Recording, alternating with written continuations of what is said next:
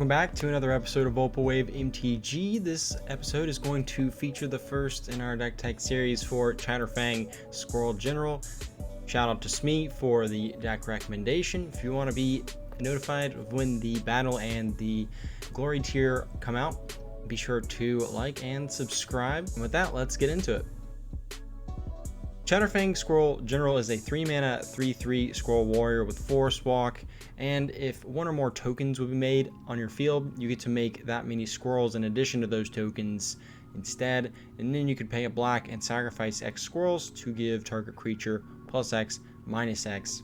And I figured it would be kind of cool to make it a sub-theme of Planeswalkers in the deck, since all the extra tokens that we'll make off of our commander can be really great for protecting and blocking for our Planeswalkers. So since we want to keep it low power, all of our Planeswalkers ults aren't really doing anything super game warping. Maybe outside of maybe Tavesh, where you can steal your opponent's commanders, or Vraska, where you can make someone's life total 1. But overall, keeping it very low and chill. Just want to make some tokens, get some extra squirrels off for our Chatterfang. And the creatures, I wanted to stay on theme with the squirrel aspect of it. So we've got a bunch of ways to make our squirrels: Chatterfang Witch, Nested Shambler, Nut Collector. Somberwall Beastmasters are really sweet when you're going to make 3 different types of tokens, but then it says creature tokens you control of Death Touch and make it really hard for opponents to block. And in addition to that, we've also got Toski, kind of more on the expensive side in terms of the squirrels, but we do get to get that extra card draw off of them, and it's a squirrel, so we definitely throw that in. Then we've got a few ways to kind of utilize the ability of Chatterfang outside of just squirrels with this Dreadfeast Demon, where we can sacrifice a non-demon creature, and if you do, you get to make a copy of it. And conveniently, when you make a copy of this demon, you're going to make a 1/1 squirrel that you can sacrifice to the Dreadfast Demon, and then make another Dreadfast Demon, and keep going on and on and on. It's going to be a lot of fun, a lot of 6/6s. We've got a Plague Mob Beast that we can sacrifice a creature to proliferate, so all those extra scrolls lying around. Great way to get our Planeswalkers up and going.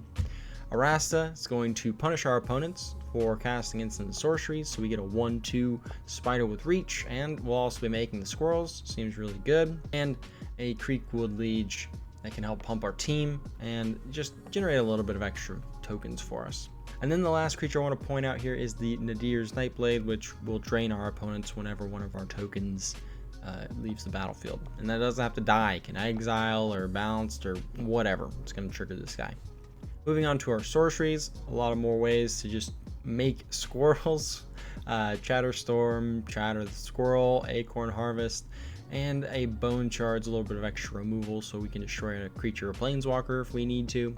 We've also got ramp, stuff like Cultivate, Explosive Edgies, Farseek, and a Plane-Wide Celebration. This card can do a lot. It's one of my favorite cards to run in Planeswalker themed decks, since we can make tokens, we can return permanents to our hand if we need to, gas up a little bit more.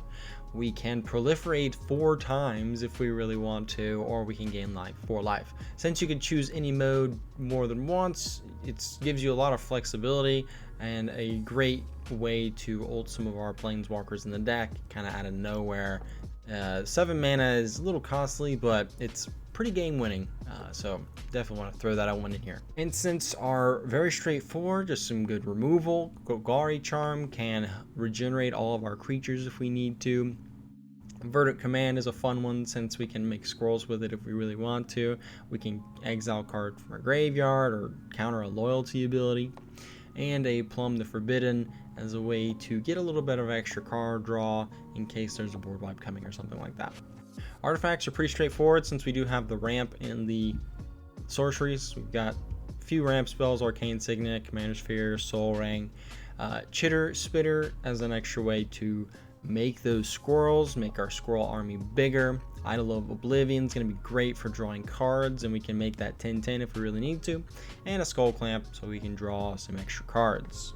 In our enchantments, Awakening Zone, a little bit of ramp, triggers our commander, seems great. Cloakwood Hermit is going to give an additional ability to Chatterfang, so essentially we'll make 4 green squirrels instead of just the 2 off of the Hermit. Necrogenesis is a little extra graveyard hate.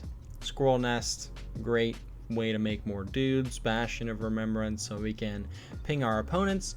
And a Vampiric Rites, get a little bit more utility out of those squirrels that we'll be making. The lands are going to be pretty straightforward. We're in a 2-color deck, so you know, we're not going to go too crazy here. We've got a lot of basics.